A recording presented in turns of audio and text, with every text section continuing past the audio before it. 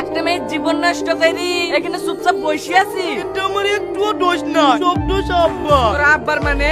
ও ঠিকই বলছে, ওর একটুও দোষ নাই, সব দোষ আমার। তোর দোষ মানে?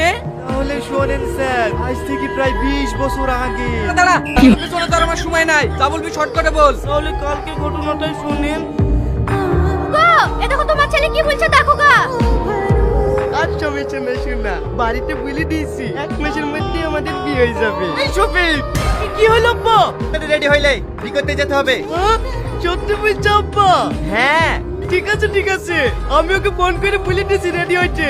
তোর কাছে ওর নাম্বার আছে নাকি? কি যে বলো আব্বা, যাকে ভালোবাসি তার নাম্বার থাকবে না? আরে কুত্তা, তুই যাকে ভালোবাসিস তার সাথে না, আমার ঠিক করে মেয়ের সাথে।